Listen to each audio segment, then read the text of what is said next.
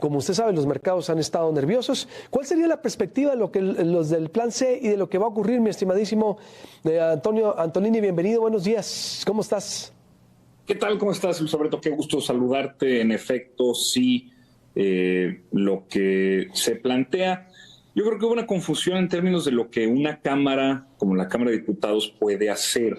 De lo que se hablaba hace unos días en la conferencia de prensa que el coordinador Nacho Mier estaba haciendo, era de que se iban a presentar los dictámenes de iniciativas que ya habían llegado, o si no habían llegado, que una vez que llegaron, se iban a convertir en dictámenes para la discusión y eventual aprobación en la Cámara de Diputados. Me parece que es congruente con lo que se ha venido diciendo. El Plan C es un conjunto de reformas, me parece que son 18 reformas constitucionales y 2 a leyes reglamentarias, pero digamos es un paquete de 20 reformotas muy importantes, entre las que está, por supuesto, la reforma al Poder Judicial, al sistema electoral, pero también, por ejemplo, elevar a rango constitucional los programas de atención a personas con discapacidad para que ya pueda ser de incluso más de 29 años. También está el de Jóvenes Construyendo el Futuro, complementar estos programas, complementar estos apoyos. Y si se ha dicho que el Plan C era para algo, era pues claro, para aprobarlas.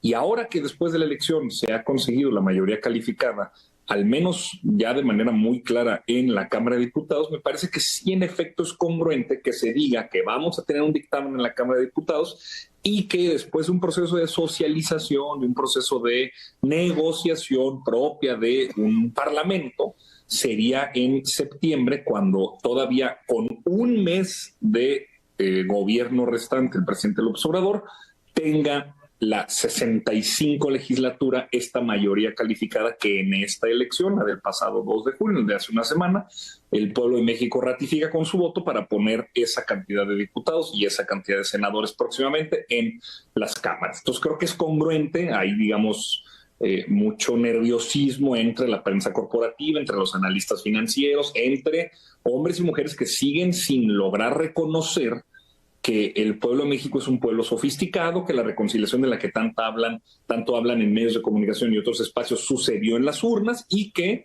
pese a todo lo que dijeron que iba a pasar, en esta elección el pueblo de México ratifica con 36 millones de votos al proyecto obradorista. Creo que ahí hay un poco de nervio, porque hay todavía un desajuste ante la cantidad de votos que recibió Morena, y creo que hay que empezar a socializar, hay que empezar a calmar y rectificar los ánimos con esta información. ¿Qué le dirías exactamente a las personas que le tienen miedo al Plan C? Y yo estoy de acuerdo contigo, Antonio. A ver, está clarísimo el respaldo a la forma de gobernar. Los 36 millones de votos lo dicen. Es decir, la oposición habrá que tener que hacer algo más, y no entendieron el momento mexicano que se está viviendo, o que es otro país más después de la pandemia. La gente está diciendo muy clara, muy bien, votó por lo que quiere. ¿Y por qué? Claro, a ver, el Plan C es un paquete de reformas que básicamente de lo que se dedica es a ampliar derechos. Estamos hablando también del Fondo de Pensiones para el Bienestar, este fondo complementario que se le puede dar a las personas para que puedan tener una pensión que alcance a ser al menos del promedio de lo que actualmente se cotiza como salario en el IMSS. Elevar a rango constitucional Jóvenes Construyendo el Futuro, hacer universal también el apoyo a personas con discapacidad, que la Guardia Nacional sea adscrita y permanentemente forme parte ya de las Fuerzas Armadas, que exista esta reforma electoral que plantea la reducción del número de representantes, no solamente a nivel federal, sino también en los cabildos municipales, y por supuesto la reforma al Poder Judicial. Que no tengan miedo, digamos, esto se habrá de socializar, esto se habrá de discutir, esto se habrá de presentar con todas las necesidades de ley, todas las obligaciones de ley que requiere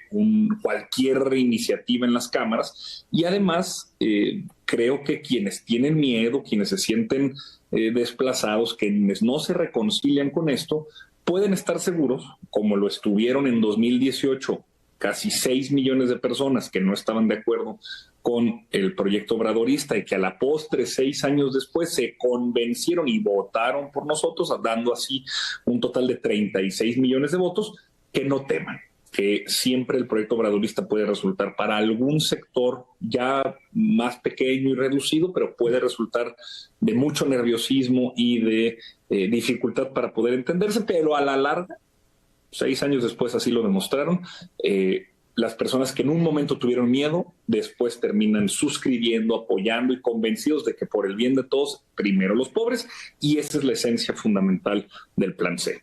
Conclusión, Antonio, entonces.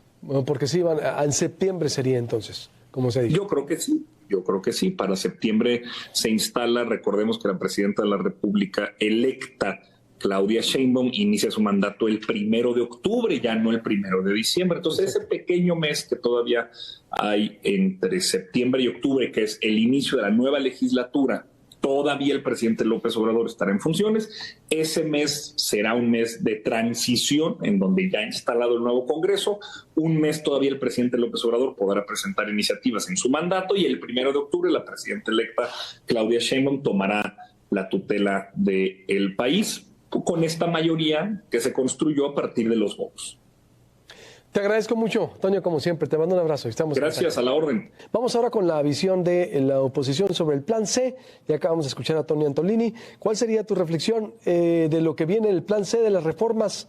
Fernando Belauzarán, ¿cómo estás? Te saludo con mucho gusto. Bienvenido, buenos días. Gracias, Luis Alberto. Qué gusto estar contigo. Igualmente, platícanos, ¿cómo ven de lo que viene?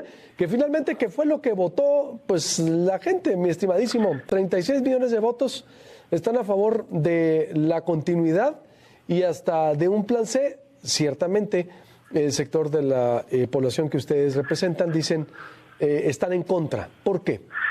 Bueno, porque sería convertir a México en una república bananera. Y el Plan C, eso significa acabar con la división de poderes, controlar las elecciones desde el gobierno y acabar con todos los contrapesos y los órganos autónomos. Y para eso no les dio la votación de los ciudadanos. Tienen una amplia mayoría, por supuesto, está ahí, aunque fue con una elección de Estado profundamente inequitativa, y eso lo tendrá que discutir el tribunal, porque no puede ser que el presidente haya pasado 50 resoluciones y sentencias del tribunal por el arco del triunfo. Eso lo tiene que discutir, porque eso no debiera ser la normalidad que tuviéramos, no porque yo pensara que va a cambiar el resultado o algo así.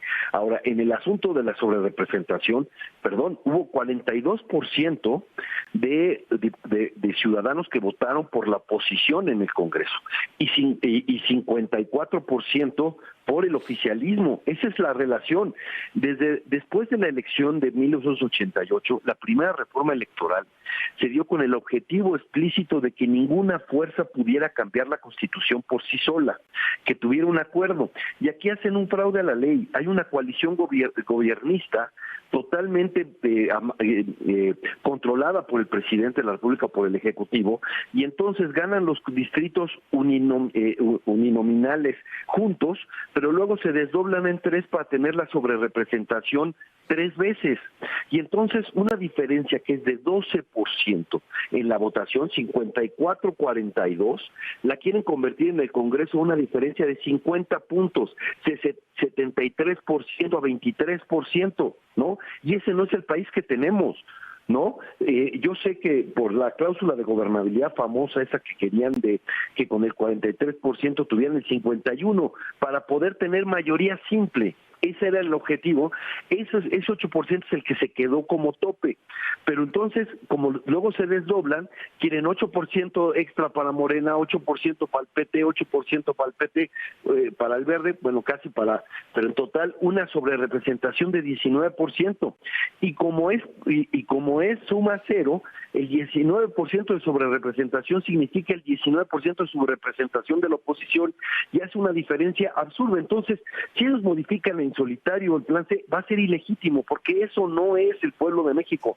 El pueblo de México es mucho más plural de lo que ellos están diciendo, y no puede ser que con una chicanada ellos decidan en solitario modificar las reglas de distribución del poder para permanecer en el poder y regresarnos a la presidencia imperial del siglo pasado, ¿no? Eso no tienen ese mandato. Sí, Claudia ganó con una importante ventaja, pero en el Congreso la diferencia fue 12 puntos entre el oficialismo y la oposición, y la quieren convertir en el Congreso a 50 puntos con una chicanada.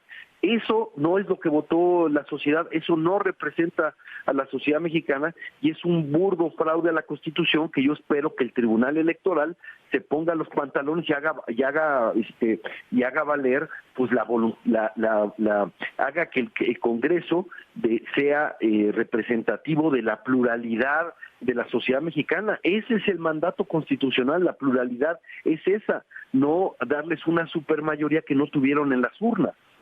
¿Qué es lo que va a pasar entonces, Fernando? Porque para ellos ya en septiembre se pudiera ejecutar. No, claro, eso tendrá que decidirlo el INE, todavía falta, tienen que resolverse todas las impugnaciones a nivel distrital y después, ya teniendo ese panorama, el INE hará una propuesta de asignación y luego podrá ser o no controvertida en el Tribunal Electoral y eso a finales de agosto se resolverá, ¿no? Pero nosotros lo debemos apuntar de entrada y defender la pluralidad. 42% es lo que tuvimos y es cierto que hay un límite de sobrerepresentación, está bien, es el 8%, esa es desdoblarse para sobrerepresentarte más, hacen una adulteración, una distorsión de la voluntad popular que sería absurdo y eso sí, le da el poder absoluto como si el 42% de la sociedad mexicana no valiera, no contara, ¿no? Eso es el punto, ojalá que haya esa asignación, si no, pues por supuesto que debe haber movilizaciones, etcétera. Pues la democracia y las libertades se conquistaron en las calles también tendrán que defenderse, sostenerse, etcétera, ¿no? Y bueno, y creo que los mercados ya dijeron, no quieren invertir en una república bananera, eso es lo que nos convertiría el plan C, ¿no? Conclusión, Fernando, entonces. ¿Cerramos? Pues bueno, yo espero que las autoridades electorales validen la pluralidad, si no, pues por supuesto que va a haber conflicto, y si ilegítimamente y de manera unilateral modifican la Constitución para cambiar el régimen político, pues será una decisión, insisto, ilegítima y nos pondrá en una situación difícil, porque además la borrachera fue en este año con que fue elecciones, por eso hubo un déficit fiscal récord, ¿no? Pero viene la cruda, ¿no? Después de la borrachera electoral, porque claro, pues eran esos recursos en esta elección de Estado, pues vendrá la cruda y esa le toca al nuevo gobierno. Y si además de la cruda van a enfrentar una situación económica muy difícil, en un problema de ingobernabilidad por ellos mismos, por querer cambiar unilateralmente desde el poder las reglas del juego y el sistema político para permanecer en el poder, pues bueno, eso será su problema, pero sería de verdad catastrófico. ¿Quién quiere invertir en una república bananera donde no hay Estado de Derecho, donde el presidente controla todos los poderes?